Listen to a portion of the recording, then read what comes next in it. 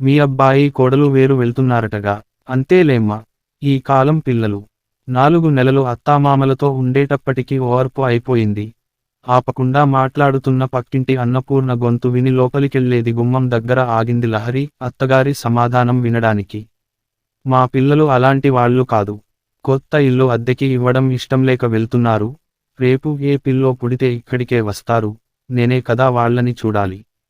అత్తగారి మాటలు విని ఆశ్చర్యంతో తూలిపడబోయింది లహరి. ఇంట్లో ఏమాత్రం ఛాన్స్ దొరికినా ఏదో ఒకటి అనే అత్తగారు పక్కింటి ఆవిడతో తన గురించి చెడ్డగా చెప్పలేదు అంటే. అమ్మ అన్నట్టు ఆవిడ చెడ్డది కాదు. కోడలి ఎంపిక కొడుకే చేసుకోవడం తట్టుకోలేక నేనైతే ఇంకా మంచి కోడల్ని తెచ్చేదాన్ని అన్నట్టు ప్రవర్తిస్తోంది కానీ తనని చెడ్డ చేయడం లేదు మంచిదే అనుకుంటూ లోపలికి అడుగుపెట్టింది. పక్కన ఆంటీని బావున్నారా అని పలకరించేసరికి ఆవిడ ఒక నవ్వు నవ్వి మళ్ళీ వస్తాను ఉమగారు అంటూ వెళ్ళిపోయింది. ఉమా, భాస్కర్లకు ఒక్కడే కొడుకు విక్రమ్. ఈ కాలపు పిల్లలందరిలాగానే అతను కూడా హైదరాబాద్లో ఒక పెద్ద కంపెనీలో సాఫ్ట్వేర్ ఇంజనీర్. పెళ్లి విషయానికి వచ్చేసరికి తనతో పని చేస్తున్న లహరిని చేసుకుంటాను అని చెప్పాడు. ఎక్కడా అడ్డం చెప్పేందుకు కారణాలు లేకపోవడం వల్ల ఇరువైపుల వాళ్ళు ఒప్పుకున్నారు కానీ తనకి సరిగ్గా పెళ్లికి ముందు చెప్పాడని కొడుకు మీద, తన ప్రమేయం లేకుండా కోడలుగా వచ్చిందని లహరి మీద చిన్న అలక ఉంది ఉమకి. అది అప్పుడప్పుడు కొడుకు లేనప్పుడు బయటపెట్టేది. లహరి ఎంత కలుద్దామని ప్రయత్నించినా చిన్న అడ్డుగోడ పెట్టింది ఇద్దరి మధ్య. ఉమ ఒక ఫక్తు మధ్యతరగతి గృహిణి. భర్త కొడుకు తన గుప్పిట్లో ఉండాలనే రకం. అలాగని చెడ్డది కాదు. అందరికీ మా అబ్బాయి నా మాట జవదాటడు అని గొప్పగా చెప్పుకుందామనుకునే మహిళ. లహరికి అత్తగారు అలా ముభావంగా ఉండటం, కల్పించుకుని పని చేద్దామన్నా చేయనీయకపోవడం, మళ్ళీ ఇంట్లో పని అంతా తాను ఒక్కతే చేస్తున్నాననడం కొంచెం చికాకు తెప్పించాయి. ఉమ తత్వం వేరు. ముందు నుంచి తనని కాకుండా వేరే ఎవరినైనా వంట బాగా చేస్తారని ఇల్లు చక్కగా పెట్టుకుంటారని ఇంట్లో వాళ్ళు పొగిడితే తట్టుకోలేకపోయేది. అందుకే లహరిని ఏమీ చేయనిచ్చేది కాదు. మళ్ళీ అందరి ముందు ఆఫీసులో అలసిపోయి వస్తుంది. ఇంట్లో ఏమి పని చెప్తాం పాపం అనేది చూసేవాళ్లకి ఎంత మంచిదో ఈవిడ అనిపించేటట్లు. ఈ సంగతి లహరి తల్లి విజయకి బాగా అర్థమైంది. ఎంతైనా ఆవిడ ఒక తల్లేగా. లహరి కోసం వాళ్ళు కొన్న ఫ్లాట్ సరిగ్గా అప్పుడే రెడీ అవడం, అది వీళ్ళ ఆఫీస్కి దగ్గరగా ఉండడం ఇంకా కలిసి వచ్చింది. కొంతకాలం వీళ్ళిద్దరూ ఆ ప్లాట్లో ఉండి అప్పుడప్పుడు వచ్చి కలుస్తూ ఉంటే మంచిది అని సలహా చెప్పింది. ఒక రకంగా అందరికీ ఆ ప్రతిపాదన నచ్చి లహరి, విక్రమ్ కొత్త ఫ్లాట్ గృహప్రవేశం చేసుకున్నారు. ఆ రోజు కొడుకు కోడలు కొన్న 10,000 పట్టుచీర కట్టుకుని మురిసిపోతూ అందరికీ ఒకటికి రెండుసార్లు చెప్పుకుని తిరిగింది ఉమ. ఉమా, భాస్కర్ ఇంటికి విక్రమ్ ఉండే ఫ్లాట్కి 1 గంట దూరం. అందుకని ప్లాటికి మారినా శని ఆదివారాలు పండగ రోజుల్లో పిల్లలు ఇటు ఉమ దగ్గరికో అటు లహరి పుట్టింటికో వెళ్లడం, తమకు కావాల్సినవి చేయించుకుని తినడం, వాళ్లతో గడపడంతో పెద్ద దూరంగా ఉంటున్న భావం ఎవరికీ రాలేదు. ఉమ చదువుకున్నది కానీ కొన్ని విషయాలు తెలుసుకోవడంలో అలసత్వం ఉండేది. ముఖ్యంగా బ్యాంకుకి వెళ్లడం, గూగుల్ పే చేయడం, ఏటీఎం వాడటం నేర్చుకోలేదు. తనకి క్రెడిట్ కార్డు ఇప్పించినా ఎప్పుడూ వాడేది కాదు. పిన్ మర్చిపోతే ఎలా, ఎవరైనా చూసి వాడేస్తే ఎలా లాంటి అనుమానాలు చాలా ఎక్కువ ఉమకి. విక్రమ్ వచ్చినప్పుడల్లా చెప్పేవాడు, మీరు పెద్దవాళ్ళు అయ్యారు కనుక మీ హెల్త్ కార్డ్స్ గురించి ఎమర్జెన్సీ నంబర్ల గురించి తెలుసుకుని ఉండటం మంచిది అని. నాకెందుకురా ఇవన్నీ, మీరు ఉన్నారు కదా అని పట్టించుకునేది కాదు. గృహప్రవేశం తర్వాత విక్రమ్ ఇంటికి వెళ్లి కొన్ని రోజులు ఉందామని భాస్కర్ సరదాపడ్డా, పనికి వంటకి మనిషిని పెట్టాం, మీరు వస్తే అంతా రెస్టే అని లహరి, విక్రమ్ చెప్పినా ఒక్కసారి మాత్రం వెళ్లారు. అక్కడ నాకు తోచదు. వాళ్ళు ఆఫీసుకి వెళ్తే మనం ఏమి చేయాలి, అక్కడ ఆ వంటమనిషి చేసింది నాకు నచ్చదు అంటూ వెళ్లేది కాదు ఉమ. ఇద్దరు మనుషులకి వంటమనిషేమిటి, పాలు లేని కాపీలు, ఉప్పు కారం నూనె లేకుండా వంటలు, రొట్టెలు సలాడ్లు మొలకలు, వీటితో కడుపు నిండుతుందా? లహరి హాయిగా ఏ పంజాబీ డ్రెస్సో చీరో కాకుండా ఏమిటా ప్యాంటు షర్టు, ఇంట్లో ఉన్నప్పుడు కూడా మగవాళ్లలా పైజామాలు ఏమిటి అని భాస్కర్ దగ్గర సనుగుతూనే ఉండేది. ప్లాట్కి వెళ్లిన 4 నెలల్లో లహరి కారు కొనుక్కుని ఆఫీస్కి కారులో వెళ్లేది. చక్కగా బంగారం, వజ్రాలు కొనకుండా డబ్బులన్నీ వృధా చేస్తున్నారని ఉమ బాధ. అప్పటికీ ఊరుకోక లహరి తల్లితో అంటే, ఆవిడ కూడా, ఏం చెప్పమంటారు వదినగారు, ఈ కాలం పిల్లలు మనం చెప్పేది వినరు, వాళ్ళు అనుకున్నది చేయడమే, అనేసరికి ఊరుకుంది. భాస్కర్ మాత్రం, వాళ్ళు చిన్న పిల్లలు కారు, మనకంటే లోకం బాగా తెలుసు. వాళ్ళ సంపాదన వాళ్ళిష్టం, నువ్వు అనవసరంగా కల్పించుకుని ఏదైనా అంటే నువ్వు చెడ్డ అవడం తప్ప వేరే ఉండదు, అంటుండేవాడు. రోజులు బానే గడుస్తున్నాయి, అందరూ ఎవరి పనులలో వాళ్ళు మునిగిపోయారు. సంక్రాంతి దగ్గరకొస్తోంది. ఆ రోజు కొడుకు కోడలు పండక్కి వస్తారని ఉమ ఏవో పిండివంటలు చేయడంలో మునిగిపోయింది. హాల్లో టీవీ చూస్తున్నాడు భాస్కర్. ఉన్నట్టుండి దబాలున శబ్దం వినిపించి ఉమ హాల్లోకి చూసింది. ఏమైందండీ అంటూ. భాస్కర్ గుడ్లు తేలేసి, నోరు తెరుచుకుని కింద పడిపోయి ఉన్నాడు. అతన్ని అలా చూసిన ఉమకి గుండె ఆగినంత పని అయింది. ఏమండీ అంటూ కుదిపినా కదలిక లేదు. అతను 2 రోజుల నుంచి తలనొప్పిగా ఉందనడం, అన్నం తినబుద్ధి కావడం లేదనడం గుర్తు వచ్చింది. పక్కవాళ్ళు ఎదురువాళ్ళు పండక్కి ఊరు వెళ్లారు. గబగబా విక్రమికి ఫోన్ చేసింది. అది అవుట్ ఆఫ్ కవరేజ్ అని వచ్చింది. వెంటనే లహరికి చేసింది. లహరి ఫోన్ ఎత్తి, హలో అనగానే, ఆయన పడిపోయారు అంటూ ఏడ్చేసింది. ఒక నిమిషం లహరికి ఏమీ అర్థం కాలేదు. వెంటనే తేరుకుని, కంగారు పడకండి అత్తయ్య, కదిపి చూడండి అన్న లహరితో. లేదమ్మా, కదలటం లేదు, నాకు భయంగా ఉంది, ఏమి చేయను, విక్రమ్ ఫోన్ కలవట్లేదు, ఏడుస్తూనే అంది. అత్తయ్య, విక్రమ్ ఆఫీస్ పని మీద నిన్న బెంగళూరు వెళ్ళాడు. ఇప్పుడు వెనక్కి వస్తున్నాడు. నేను అంబులెన్సుకి ఫోన్ చేస్తాను, మీరు దగ్గరగా ఉన్న ఆసుపత్రికి తీసుకెళ్ళండి అంటూ ఆసుపత్రి పేరు చెప్పింది. నేను ఒక్కదాన్నే వెళ్ళలేను అంటున్న ఉమతో, నేను మళ్ళీ ఫోన్ చేస్తాను.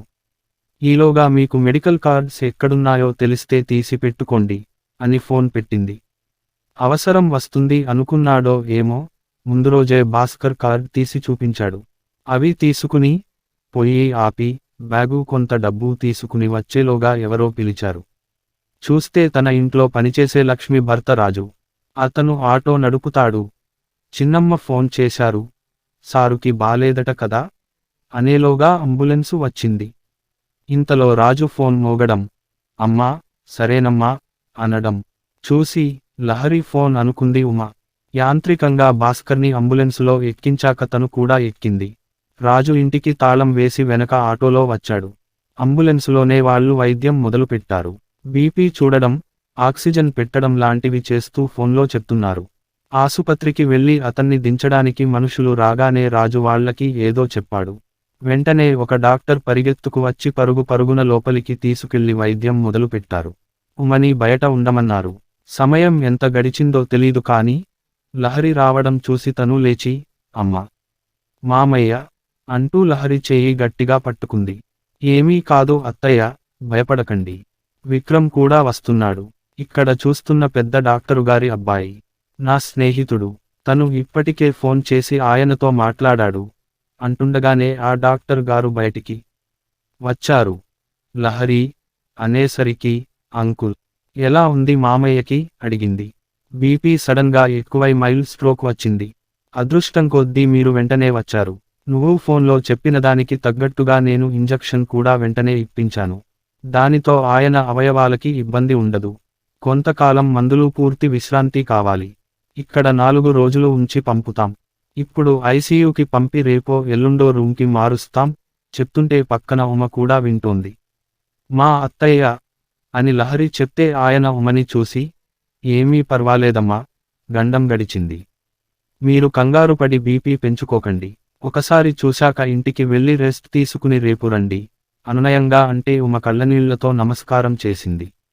ఇంతలో విక్రమ్ కూడా వచ్చాడు. కొడుకుని చూసేసరికి దుఃఖం ఆపుకోలేకపోయింది ఉమ. విక్కీ అంటూ కొడుకుని పట్టుకుని ఏడ్చేసింది. ఏమీ భయం లేదమ్మా అంటూ తల్లిని ఓదార్చాడు. కానీ అతని కళ్ళలో కూడా నీళ్లు వచ్చాయి. లహరి ఓదార్పుగా అతని భుజం మీద చేయి వేసింది. ఇంతలో నర్స్ వచ్చి, ఒక్కొక్కళ్ళుగా వెళ్ళి ఆయనని చూడండి, మళ్ళీ రేపు ఉదయం దాకా మేము రానివ్వం అని చెప్తే ఉమ లోపలికి వెళ్ళింది.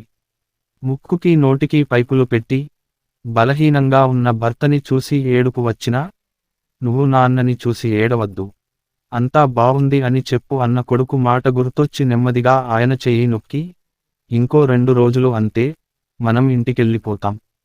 అంతా బావుందన్నారు డాక్టర్ అని చెప్పింది. బయటికి వచ్చేసరికి లహరి తల్లి తండ్రి వచ్చారు. ఐసీయూ దగ్గర ఎవరినీ ఉండనీయడం లేదు. అయినా విక్రమ్ వాళ్ళ మామగారు కొంచెంసేపు ఉంటామంటే. లహరి, ఉమా, లహరి తల్లి, లహరి కారులో వాళ్ళ ఇంటికి బయలుదేరారు. ఇంటికి వెళ్ళేసరికి లహరి వాళ్ళ పనమ్మాయి స్వరూప ఇంట్లో ఉంది. వెళ్ళగానే వీళ్ళకి వేడిగా టీ పెట్టి ఇచ్చింది. గీజర్ వేశాను అంటే, ఉమా, లహరి స్నానం చేసి వచ్చారు. వీళ్ళు వచ్చేసరికి డైనింగ్ టేబుల్ మీద పళ్ళాలు గ్లాసులు అన్నీ అమర్చింది భోజనానికి. అన్నం, కూర, పచ్చడి, సాంబార్, పెరుగు పెట్టి వీళ్ళకి వడ్డిస్తాను అంటే, లహరి, వెళ్ళిపో స్వరూప, రేపు త్వరగా వస్తే అత్తయ్య ఆసుపత్రికి వెళ్ళేలోగా టిఫిన్ తిని వెళ్తారు అంది.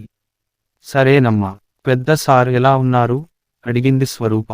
బావున్నారు, నువ్వు ఆటోలో వెళ్ళు, డబ్బులు ఉన్నాయా ఇవ్వనా అని లహరి అడిగితే, వద్దమ్మా, ఉన్నాయి.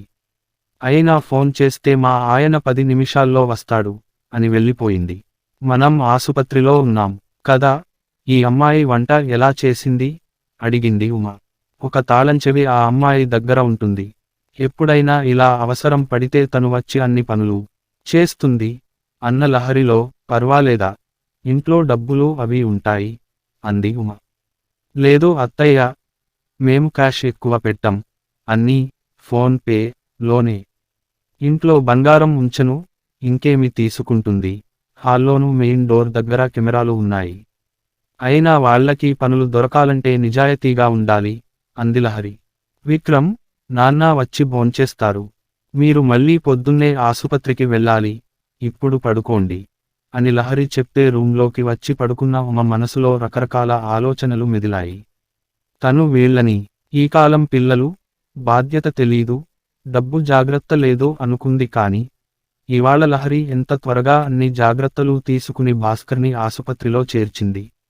అందుకే అతను బతికి బయటపడ్డాడు. ఇప్పుడు ఇంటికి వచ్చి వంట చేయాలంటే ఎవరికైనా ఇబ్బందే. వీళ్ళు జీతం ఎక్కువ ఇవ్వబట్టే కదా ఆ స్వరూప ఇంత రాత్రి వచ్చి వేడిగా అన్నీ చేసింది. తన ఇంట్లో ఇన్ని రోజుల నుంచి చేస్తున్న లక్ష్మికి తను అలా తాళం ఇవ్వగలదా? ఎందుకంటే తనకి మనుషుల మీద నమ్మకం తక్కువ. లహరి అన్నట్టు ఇంట్లో డబ్బు బంగారం లేకపోతే పోయేందుకు ఏం ఉంటాయి? భాస్కర్ ఎన్నిసార్లు చెప్పినా, లక్ష్మితో ఎప్పుడూ విసుగ్గా మాట్లాడటం తప్ప సవ్యంగా మాట్లాడలేదు, పనివాళ్లకి అలుసు ఇవ్వకూడదు అని. భాస్కర్ చిన్న చిన్న సాయాలు చేయబట్టి, లహరి వాళ్లతో చక్కగా మాట్లాడబట్టి ఇవాళ ఒక్క ఫోన్ చేయగానే రాజు పరిగెట్టుకు వచ్చాడు. లక్ష్మి లహరికి ఫోన్ చేసి భాస్కర్ ఆరోగ్యం ఎలా ఉందో కనుక్కుంది. లహరికి కారు ఉండబట్టే కదా త్వరగా అన్ని పనులు అవుతున్నాయి. అదే తను చెప్పినట్టు బంగారం, వజ్రాలు కొంటే ఏం లాభం, లాకర్లో పెట్టడం తప్ప. భాస్కర్ అన్నట్టు ఈ కాలం పిల్లలకి తమకంటే ఎక్కువే తెలుసు. వాళ్ళ సంపాదనను ఎలా సుఖంగా ఉంటాము అని చూసుకుని ఖర్చు పెడుతున్నారు. తమ కాలంలో పరిస్థితులు వేరు, ఇప్పుడు వేరు. మేము ఉన్నట్టు మీరు ఉండండి అనడం, వాళ్ళకి అభిమానాలు లేవు బాధ్యతలు లేవు అనడం ఎంత తప్పు. ఇవాళ లహరి చేసినంత పద్ధతిగా బాధ్యతగా తను చేయగలదా? ఊరికే పిల్లలు చేసే ప్రతి పనిని విమర్శించే కన్నా, ఈ వయసులో వాళ్ళు చెప్పినట్టు వినడం మంచిది అనుకుంటూ నిద్రకి ఉపక్రమించింది. లహరి ఫోన్ ఎత్తి, హలో అనగానే, ఆయన పడిపోయారు అంటూ ఏడ్చేసింది. ఒక నిమిషం లహరికి ఏమీ అర్థం కాలేదు. వెంటనే తేరుకుని, కంగారు పడకండి అత్తయ్య, కదిపి చూడండి అన్న లహరితో, లేదమ్మా, కదలటం లేదు, నాకు భయంగా ఉంది, ఏమి చేయను. విక్రమ్ ఫోన్ కలవట్లేదు ఏడుస్తూనే అంది. ముక్కుకి నోటికి పైపులు పెట్టి, బలహీనంగా ఉన్న భర్తని చూసి ఏడుపు వచ్చినా, నువ్వు నాన్నని చూసి ఏడవద్దు, అంతా బావుంది అని చెప్పు అన్న కొడుకు మాట గుర్తొచ్చి నెమ్మదిగా ఆయన చెయ్యి నొక్కి, ఇంకో 2 రోజులు అంతే, మనం ఇంటికెళ్ళిపోతాం, అంతా బావుందన్నారు డాక్టర్ అని చెప్పింది.